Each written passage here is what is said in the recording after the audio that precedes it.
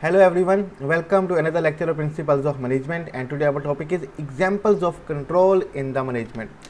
हम मिसालें देखेंगे कंट्रोल की मैनेजमेंट के अंदर। जैसे कि आप सबको पता है कि 4 फंक्शंस ऑफ मैनेजमेंट होते हैं, planning, organising, leading and controlling. तो हमारा आखिरी फंक्शन होता है मैनेजमेंट का कंट्रोलिंग। तो हम अब एग्जांपल देखेंगे मैनेजमेंट के अंदर कंट्रोल की, ठीक है। In this section you will learn about the example of work that require control of management.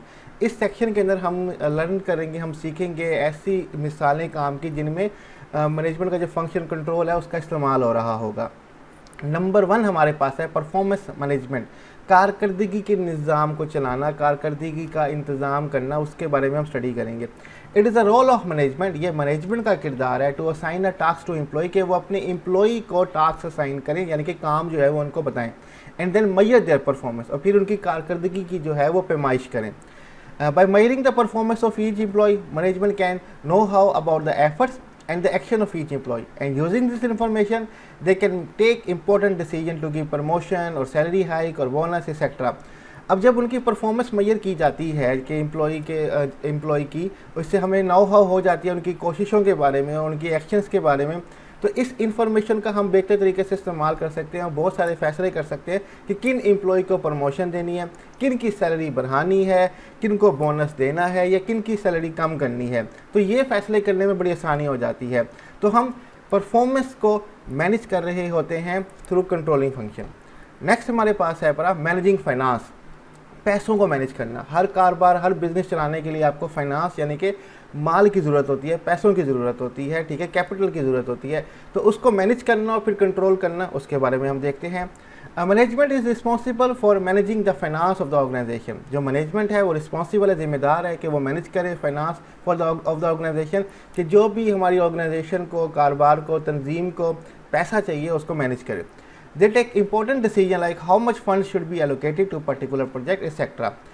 Important decision लिए जाते हैं कि कितना फ़ंड यानी कि कितना चंदा चाहिए, कितना पैसा हमें एलोकेट करना है किसी खास प्रोजेक्ट के लिए। ये डिसीजन मैनेजमेंट कर रही होती है और इन सब चीज़ों पे कंट्रोल उनको करना होता है। They also make sure that whether the project was profitable for the organisation और not and take corrective action accordingly.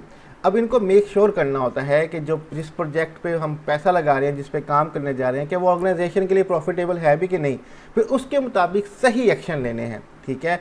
ये हमारे पास एक और एग्जांपल है मैनेजिंग फाइनेंस की, जो कि हम देख रहे हैं कंट्रोल इन मैनेजमेंट के अंदर।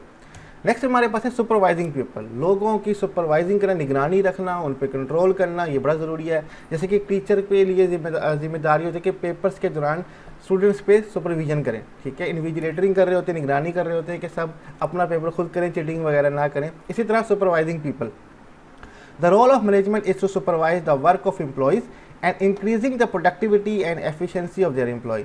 ये मैनेजमेंट का रोल है, उनका किरदार है कि वो सुपरवाइज करें जो भी एम्प्लॉयज़ का वर्क है, ताकि इंक्रीज हो सके, प्रोडक्टिविटी, पैदावार में इजाफा हो और एम्प्लॉय मौसर तरीके से काम कर सकें। Manager make sure that all his employ work at their optimum capacity and they work to achieve objective of the organisation.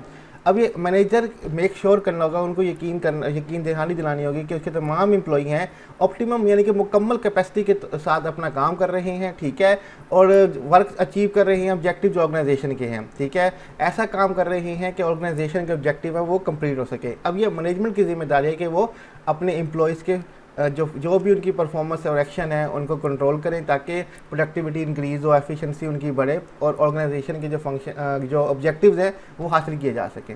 Next हमारे पास है कंट्रोलिंग रिस्क, खतरे को हमें कंट्रोल करना है, ठीक है। Management identifies and analyse the risk involve at an early stage and take precautionary step to avoid them और टू मिनिमाइज देयर इम्पैक्ट। अब ख़तरा तो बिज़नेस में रिस्क तो होता ही है, ठीक है। समटाइम हम ऐसे प्रोडक्ट्स में या ऐसी प्रोडक्ट बनाने में इन्वेस्टमेंट कर देते हैं जो चल भी सकती हैं, नहीं भी चल सकती, कस्टमर पे डिपेंड कर रहा होता है कि उनको पसंद आती है कि नहीं आती। तो ख़तरा तो है, और ख़तरा हमें हमारे डिफरेंट इकोनॉमिक फैक्टर्स हैं जो कि तब्दील होते रहते हैं, जो कारोबार के लिए ख़तरा बनते हैं, जैसे कि पेट्रोल के प्राइस का बढ़ जाना, कम हो जाना, ठीक है, पॉलिटिकल पार्टीज़ का चेंज हो जाना, ठीक है, क्लाइमेट का चेंज हो जाना। ये डिफरेंट रिस्क होते हैं जो हर बिज़नेस को होते हैं। अब ये मैनेजमेंट की जिम्मेदारी है कि वो ये रिस्क को आइडेंटिफाई करे, उनको एनालाइज करे, जायज़ा करे और फिर जो भी अर्ली स्टेज पे प्रिकॉशंस लेनी है, एहतियातें करनी है वो करे, ताकि जो ख़तरे का इम्पैक्ट है वो कम से कम हो। तो यानी कि ख़तरे को कंट्रोल करना भी एक एग्जांपल है हमारे पास कि मैनेजमेंट ने करना होता है। ताकि ऑर्गेनाइजेशन को कोई नुकसान ना हो। नेक्स्ट हमारे पास है फिफ्थ इन्वेंट्री मैनेजमेंट। ठीक है, इन्वेंट्री कहते हैं लिस्ट ऑफ आइटम, ठीक है, जो कि कंपनी में पड़े होते हैं, चाहे वो रॉ मटेरियल की शक्ल में हो, चाहे वो फिनिश गुड की शक्ल में हो, चाहे वो वर्क इन प्रोग्रेस की शक्ल में हो। इन्वेंट्री की 3 शक्लें होती हैं, ठीक है। तो इन्वेंट्री को मैनेज करना, the management is responsible for controlling the inventory so that there is never a shortage और surplus of supply and everything works without trouble. अब ये मैनेजमेंट की जिम्मेदारी है कि उनको कंट्रोल करना है इन्वेंट्री को, ठीक है, कि जो उनको शॉर्टेज ना हो या सरप्लस ना हो सप्लाई की। मीन्स कि अगर सपोज करो कि कंपनी की प्रोडक्ट बनाती है, लाइक शूज़ बनाती है, तो शूज़ बनाने के लिए जो रॉ मटेरियल चाहिए तो वो उनके पास होना चाहिए, ठीक है।